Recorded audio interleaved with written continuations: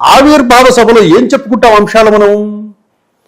Party పెట్టినప్పుడు ఎలా ఉండింది, తర్వాత పార్టీ పెట్టినప్పుడు ఏ విధంగా కష్టపడుకుంటూ వచ్చాము, తర్వాత వ్యూహాలను ఏ విధంగా మార్చుకుంటూ వచ్చాము, నేను ఎట్లా వైసీపీ దాడిని ఏ విధంగా తట్టుకున్నాను, నేను నా కార్యకర్తలను నేను ఏ విధంగా కాపాడుకున్నాను, నా నాయకులు ఎంత కష్టాలు పడ్డాడు, ఏమి ఆర్థిక సహాయం ఎవరెవరు నాకు సాయం చేశారు, ఇవి చెప్పుకోవాలి కదా కార్యకర్తలకి. ఈ స్థాయికి నేను ఎలా వచ్చాను, ఎక్కడికి వెళ్ళాలని ఉంది నాకు, భవిష్యత్ ప్రణాళిక ఏంటి, మన పార్టీది ఏంటి, అది చెప్పాలి మీ కార్యకర్తలకు, మీ జన సైనికులకు. అది చెప్పకుండా నెల్లూరు మా నాన్న అంటావు, రామ్ రామ్ అంటావు, ఎక్కడికెక్కడో నీ వ్యక్తిగతమైన అంశాలన్నీ చెప్పుకుంటూ వచ్చావు, నేను నేను నేను అని చెప్పుకుంటూ వచ్చావు. అది కాదు కదా మనకు. పేరే ఆవిర్భావ సభ, జయకేతనం అన్నావు. ఎలా జయకేతనం ఎగిరివేశావని చెప్పాలి నువ్వు.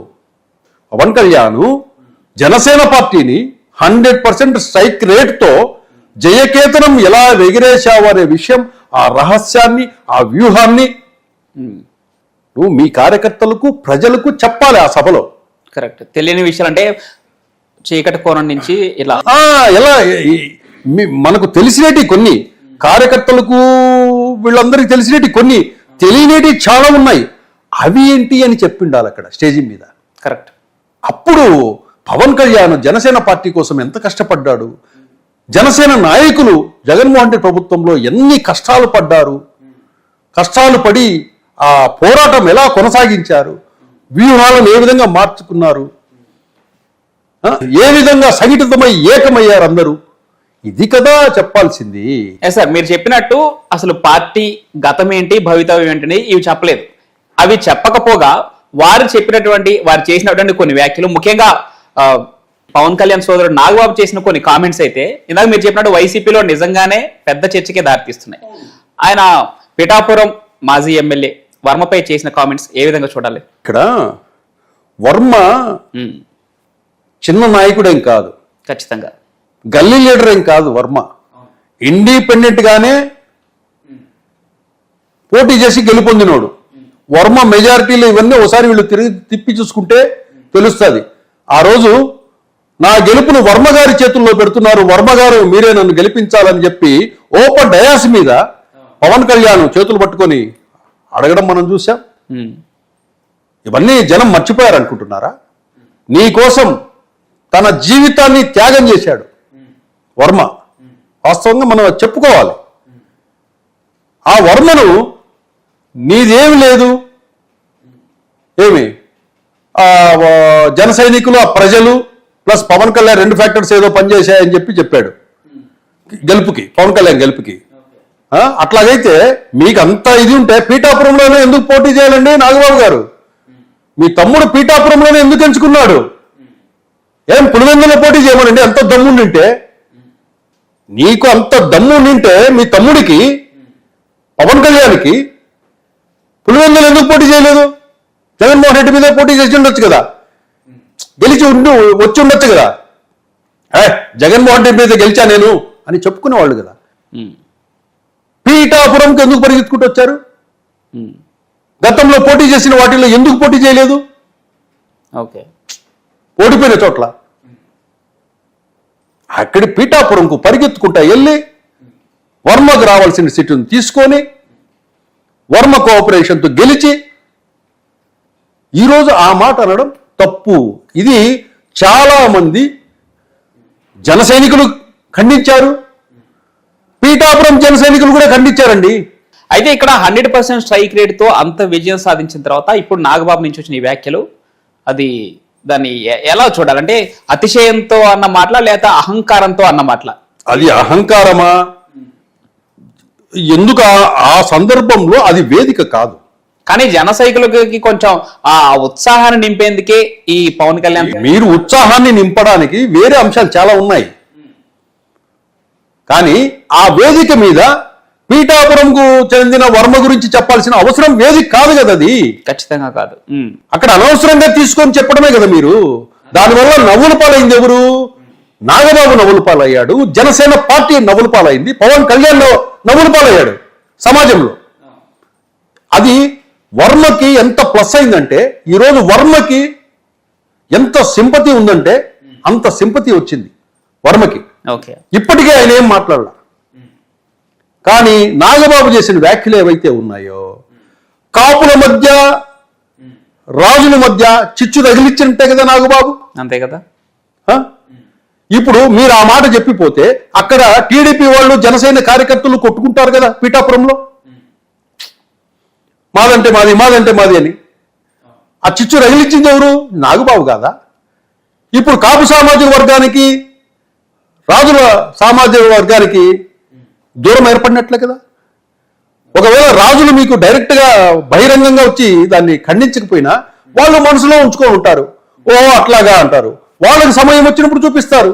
అయితే అగ్గికి ఆజ్యం పోస్తున్నట్టు ఎమ్మెల్సీ స్థానం ఇవ్వకపోగా సో ఈ కామెంట్స్ చేయడం కొంత అగ్గికి ఆజ్యం పోస్తున్నట్టే అనుకోవచ్చు ఖచ్చితంగా. అంటే ఖచ్చితంగా నాగబాబు గారు చేసిన ఏదైతే వ్యాఖ్యలు ఉన్నాయో అవి జనసేన పార్టీకి అండ్ పవన్ కళ్యాణ్కు ఇబ్బంది కలిగించేటియే అని మొత్తం అన్ని పార్టీలు కోడేకొస్తున్నాయి. ఆయన నోటి దూల వల్లనే ఈరోజు ఇంత డ్యామేజ్ జరిగింది.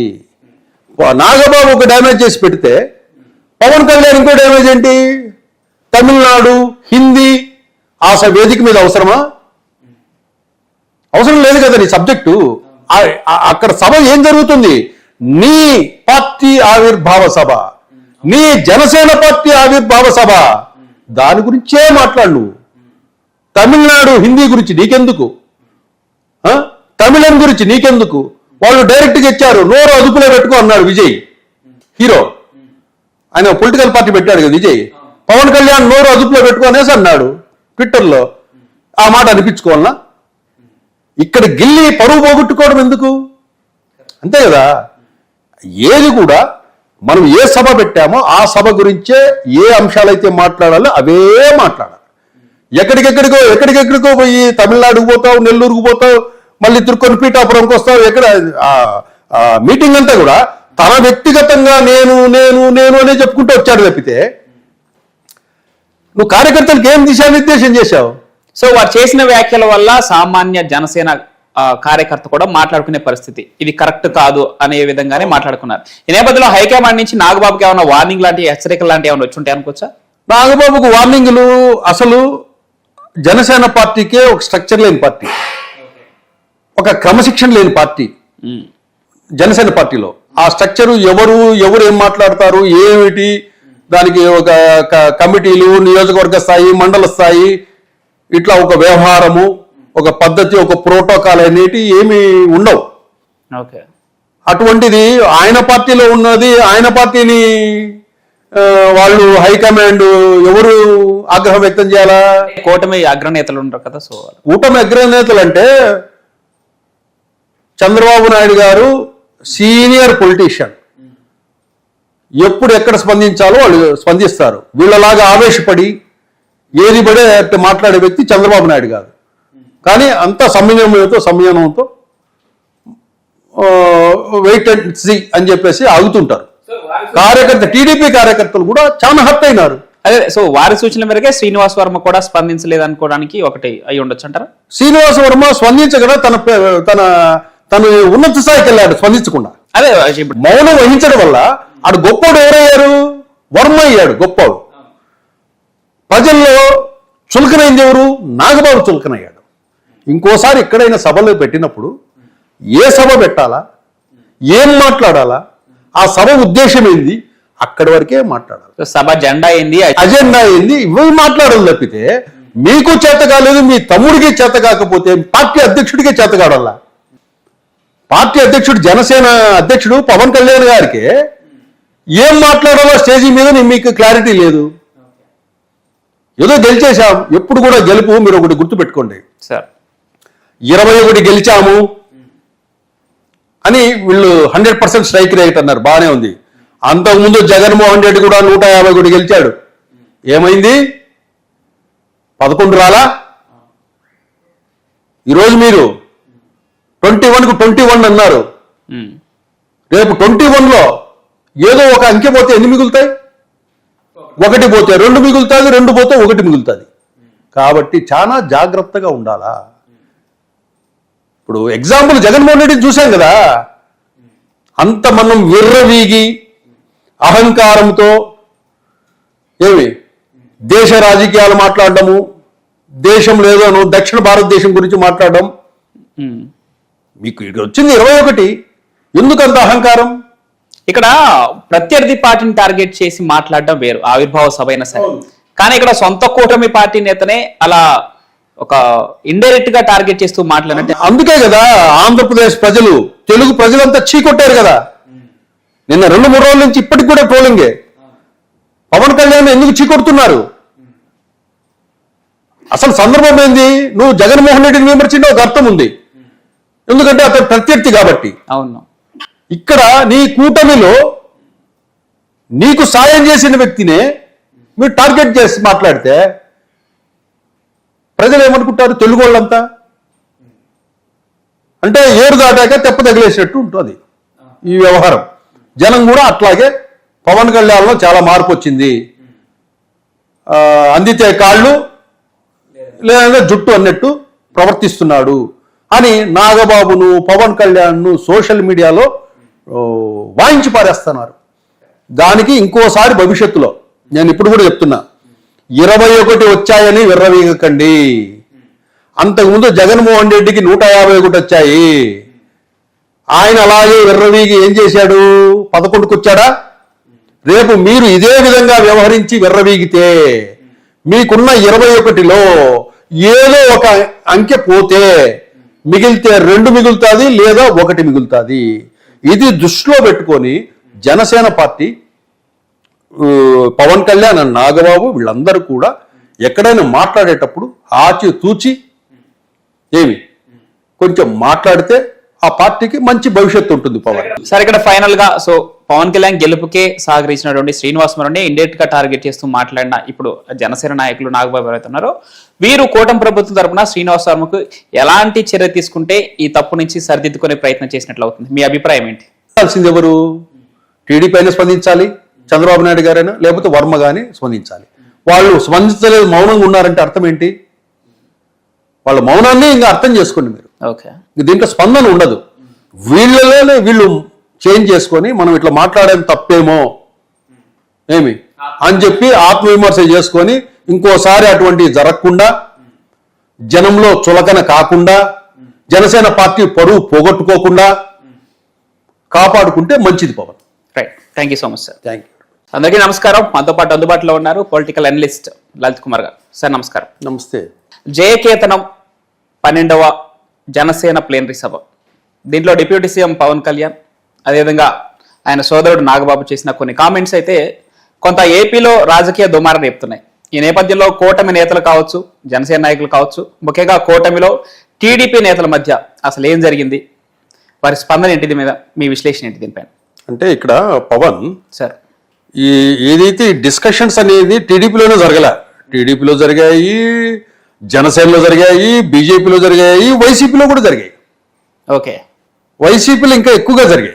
యాక్చువల్గా కూటమి పార్టీల కంటే వైసీపీకి అది వాళ్ళు చేసిన కామెంట్స్ కొంత బూస్ట్ లాగా ఉంది. అవును, ఇక్కడ ఏంటంటే మనకు operation success, patient dead okay అన్న చందంగా ఏదైతే జనసేన జయకేతనం నిర్వహించారో పీఠాపురంలో, ఆ సభ పరిస్థితి ఆ విధంగా ఉంది. ఆపరేషన్ సక్సెస్, పేషెంట్ డెడ్ అంటే వీళ్ళు అసలు ఆ సభ ఆవిర్భావ సభ, అవును, దాంట్లో ఏం చెప్పుకోవాలనే క్లారిటీ కూడా వీళ్ళకి లేదు. ఆ పవన్ కళ్యాణ్కి స్క్రిప్ట్ ఎవరు రాయించారో ఏమో తెలియదు, కానీ ఆవిర్భావ సభలో ఏం చెప్పుకుంటాం అంశాలు? మనం పార్టీ పెట్టినప్పుడు ఎలా ఉండింది, తర్వాత పార్టీ పెట్టినప్పుడు ఏ విధంగా కష్టపడుకుంటూ వచ్చాము, తర్వాత వ్యూహాలను ఏ విధంగా మార్చుకుంటూ వచ్చాము, నేను ఎట్లా వైసీపీ దాడిని ఏ విధంగా తట్టుకున్నాను, నేను నా కార్యకర్తలను నేను ఏ విధంగా కాపాడుకున్నాను, నా నాయకులు ఎంత కష్టాలు పడ్డాడు, ఏమి ఆర్థిక సహాయం ఎవరెవరు నాకు సాయం చేశారు, ఇవి చెప్పుకోవాలి కదా కార్యకర్తలకి. ఈ స్థాయికి నేను ఎలా వచ్చాను, ఎక్కడికి వెళ్ళాలని ఉంది నాకు, భవిష్యత్ ప్రణాళిక ఏంటి, మన పార్టీది ఏంటి అది చెప్పాలి మీ కార్యకర్తలకు, మీ జన సైనికులకు. అది చెప్పకుండా నెల్లూరు మా నాన్న అంటావు, రామ్ రామ్ అంటావు, ఎక్కడికెక్కడో నీ వ్యక్తిగతమైన అంశాలన్నీ చెప్పుకుంటూ వచ్చావు, నేను నేను నేను అని చెప్పుకుంటూ వచ్చావు. అది కాదు కదా మనకు. పేరే ఆవిర్భావ సభ, జయకేతనం అన్నావు. ఎలా జయకేతనం ఎగిరివేశావని చెప్పాలి నువ్వు. పవన్ కళ్యాణ్ జనసేన పార్టీని 100% స్ట్రైక్ రేట్తో జయకేతనం ఎలా ఎగిరేశావు అనే విషయం, ఆ రహస్యాన్ని, ఆ వ్యూహాన్ని నువ్వు మీ కార్యకర్తలకు, ప్రజలకు చెప్పాలి ఆ సభలో. కరెక్ట్. తెలియని విషయాలు అంటే చీకటి కోణం నుంచి ఇలా ఎలా మనకు తెలిసినటి కొన్ని, కార్యకర్తలకు వీళ్ళందరికీ తెలిసినటి కొన్ని, తెలియనేటి చాలా ఉన్నాయి. అవి ఏంటి అని చెప్పిండాలి అక్కడ స్టేజి మీద. కరెక్ట్. అప్పుడు పవన్ కళ్యాణ్ జనసేన పార్టీ కోసం ఎంత కష్టపడ్డాడు, జనసేన నాయకులు జగన్మోహన్ రెడ్డి ప్రభుత్వంలో ఎన్ని కష్టాలు పడ్డారు, కష్టాలు పడి ఆ పోరాటం ఎలా కొనసాగించారు, వ్యూహాలను ఏ విధంగా మార్చుకున్నారు, ఏ విధంగా సంఘటితమై ఏకమయ్యారు అందరూ, ఇది కదా చెప్పాల్సింది. సార్ మీరు చెప్పినట్టు అసలు పార్టీ గతం ఏంటి, భవితవ్యం ఏంటని ఇవి చెప్పలేదు. అవి చెప్పకపోగా వారు చేసినటువంటి కొన్ని వ్యాఖ్యలు, ముఖ్యంగా పవన్ కళ్యాణ్ సోదరుడు నాగబాబు చేసిన కొన్ని కామెంట్స్ అయితే ఇందాక మీరు చెప్పినట్టు వైసీపీలో నిజంగానే పెద్ద చర్చకే దారితీస్తున్నాయి. ఆయన పిఠాపురం మాజీ ఎమ్మెల్యే వర్మపై చేసిన కామెంట్స్ ఏ విధంగా చూడాలి? ఇక్కడ వర్మ చిన్న నాయకుడేం కాదు, ఖచ్చితంగా గల్లీ లీడర్ ఏం కాదు. వర్మ ఇండిపెండెంట్ గానే పోటీ చేసి గెలుపొందినోడు. వర్మ మెజారిటీలు ఇవన్నీ ఒకసారి వీళ్ళు తిప్పి చూసుకుంటే తెలుస్తుంది. ఆ రోజు నా గెలుపును వర్మ గారి చేతుల్లో పెడుతున్నారు, వర్మ గారు మీరే నన్ను గెలిపించాలని చెప్పి ఓపెన్ డయాస్ మీద పవన్ కళ్యాణ్ చేతులు పట్టుకొని అడగడం మనం చూసాం. ఇవన్నీ జనం మర్చిపోయారు అనుకుంటున్నారా? నీ కోసం తన జీవితాన్ని త్యాగం చేశాడు వర్మ. వాస్తవంగా మనం చెప్పుకోవాలి. ఆ వర్మను నీదేమి లేదు, ఏమి జన సైనికులు, ఆ ప్రజలు ప్లస్ పవన్ కళ్యాణ్ 2 ఫ్యాక్టర్స్ ఏదో పనిచేశాయని చెప్పాడు గెలుపుకి, పవన్ కళ్యాణ్ గెలుపుకి. అట్లాగైతే మీకు అంత ఇది ఉంటే పీఠాపురంలోనే ఎందుకు పోటీ చేయాలండి నాగబాబు గారు? మీ తమ్ముడు పీఠాపురంలోనే ఎందుకు ఎంచుకున్నాడు? ఏం పులివెందులో పోటీ చేయమనండి అంత దమ్ముండింటే.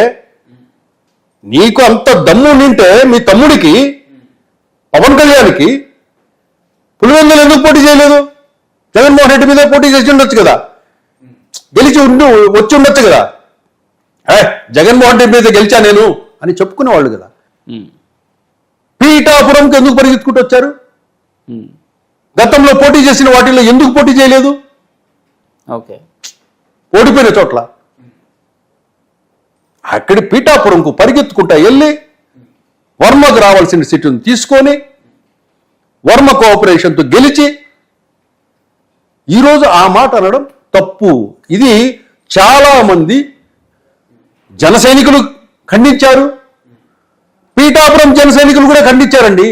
అయితే ఇక్కడ 100% స్ట్రైక్ రేట్ తో అంత విజయం సాధించిన తర్వాత ఇప్పుడు నాగబాబు నుంచి వచ్చిన ఈ వ్యాఖ్యలు, అది దాన్ని ఎలా చూడాలంటే అతిశయంతో అన్న మాటల లేక అహంకారంతో అన్న మాటల? అది అహంకారమా? ఎందుకు ఆ సందర్భంలో అది వేదిక కాదు. కానీ జన సైనికులకి కొంచెం ఆ ఉత్సాహాన్ని నింపేందుకే ఈ పవన్ కళ్యాణ్. మీరు ఉత్సాహాన్ని నింపడానికి వేరే అంశాలు చాలా ఉన్నాయి, కానీ ఆ వేదిక మీద పీఠాపురంకు చెందిన వర్మ గురించి చెప్పాల్సిన అవసరం వేదిక కాదు కదా. అది ఖచ్చితంగా కాదు. అక్కడ అనవసరంగా తీసుకొని చెప్పడమే కదా మీరు. దానివల్ల నవ్వుల పాలైంది ఎవరు? నాగబాబు నవ్వుల పాలయ్యాడు, జనసేన పార్టీ నవ్వుల పాలైంది, పవన్ కళ్యాణ్ నవ్వుల పాలయ్యాడు సమాజంలో. అది వర్మకి ఎంత ప్లస్ అయిందంటే, ఈరోజు వర్మకి ఎంత సింపతి ఉందంటే అంత సింపతి వచ్చింది వర్మకి. ఇప్పటికే ఆయన ఏం మాట్లాడాల. కానీ నాగబాబు చేసిన వ్యాఖ్యలు ఏవైతే ఉన్నాయో, కాపుల మధ్య రాజుల మధ్య చిచ్చు తగిలిచ్చినట్టే కదా నాగబాబు. అంతే కదా.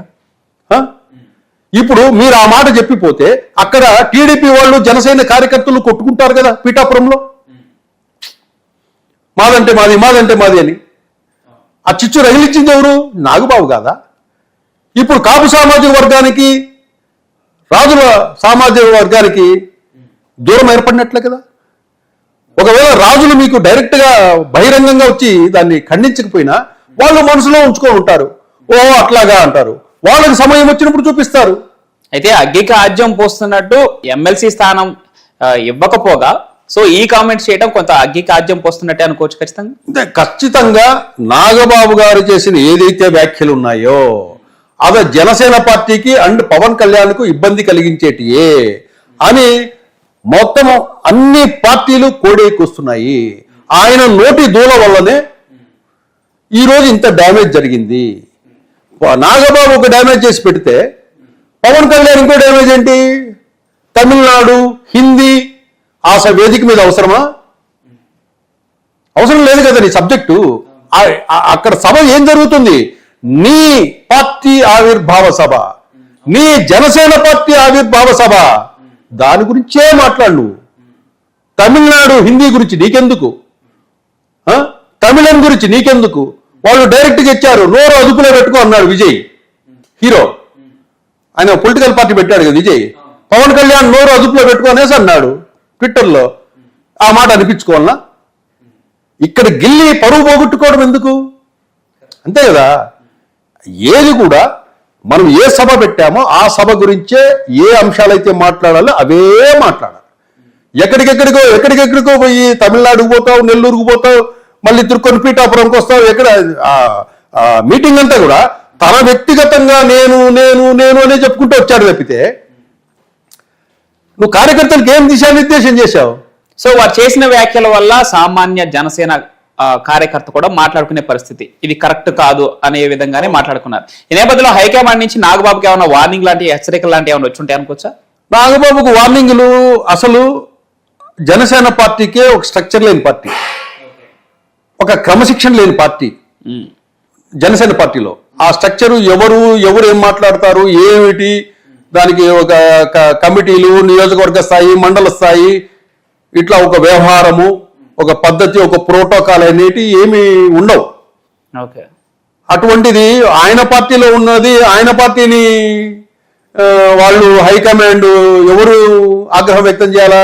కూటమి అగ్రనేతలు ఉంటారు కదా. సో కూటమి అగ్రనేతలు అంటే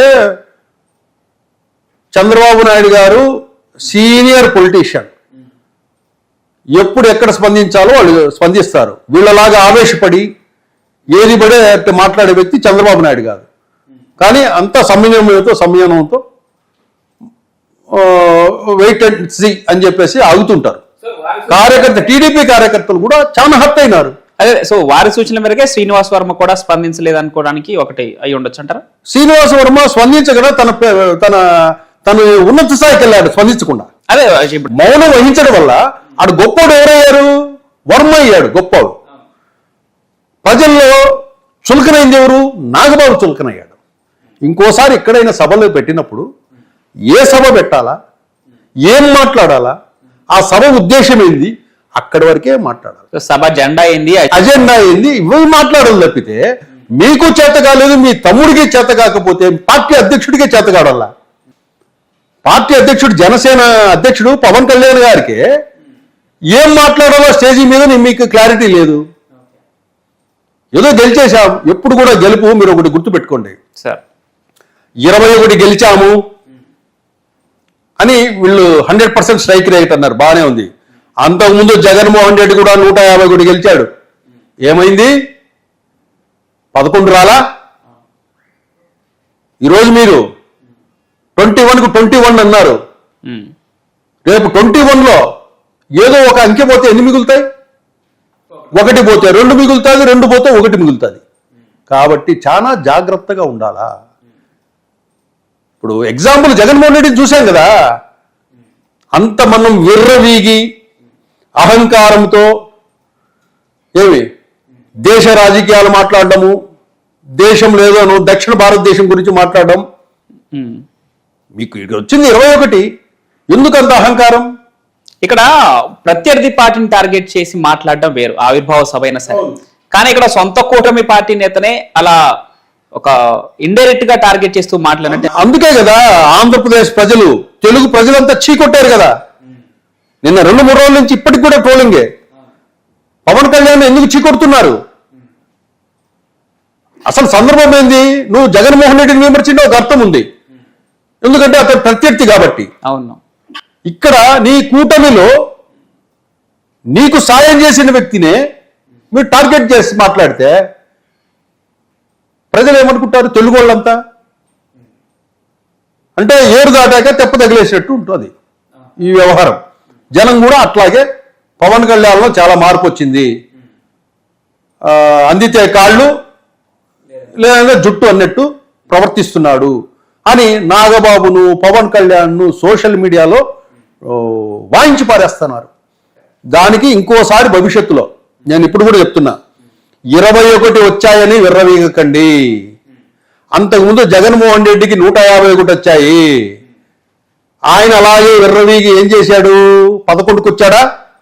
రేపు మీరు ఇదే విధంగా వ్యవహరించి విర్రవీగితే మీకున్న 21లో ఏదో ఒక అంకె పోతే మిగిలితే 2 మిగులుతుంది లేదా 1 మిగులుతుంది.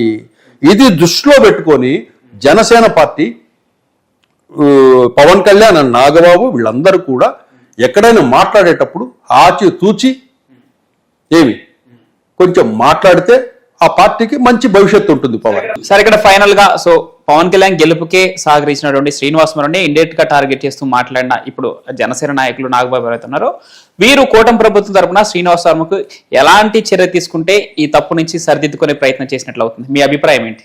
ఇక్కడ చర్యలు ఏముండవు, నోరు జారారు. వాళ్ళు స్పందించాల్సింది ఎవరు? టీడీపీ అయినా స్పందించాలి, చంద్రబాబు నాయుడు గారైనా, లేకపోతే వర్మ కానీ స్పందించాలి. వాళ్ళు స్పందించలేదు, మౌనంగా ఉన్నారంటే అర్థం ఏంటి? వాళ్ళ మౌనాన్ని ఇంకా అర్థం చేసుకోండి మీరు. ఓకే, దీంట్లో స్పందన ఉండదు. వీళ్ళలోనే వీళ్ళు చేంజ్ చేసుకొని మనం ఇట్లా మాట్లాడేది తప్పేమో ఏమి అని చెప్పి ఆత్మవిమర్శ చేసుకొని ఇంకోసారి అటువంటివి జరగకుండా, జనంలో చులకన కాకుండా, జనసేన పార్టీ పరువు పోగొట్టుకోకుండా కాపాడుకుంటే మంచిది Pawan. Right, thank you so much sir. Thank you. అందరికీ నమస్కారం. మనతో పాటు అందుబాటులో ఉన్నారు పొలిటికల్ అనలిస్ట్ లలిత్ కుమార్ గారు. సార్ నమస్కారం. నమస్తే. జయకేతనం 12వ జనసేన ప్లేనరీ సభ, దీంట్లో డిప్యూటీ సీఎం పవన్ కళ్యాణ్ అదేవిధంగా ఆయన సోదరుడు నాగబాబు చేసిన కొన్ని కామెంట్స్ అయితే కొంత ఏపీలో రాజకీయ దుమారం రేపుతున్నాయి. ఈ నేపథ్యంలో కూటమి నేతలు కావచ్చు, జనసేన నాయకులు కావచ్చు, ముఖ్యంగా కూటమిలో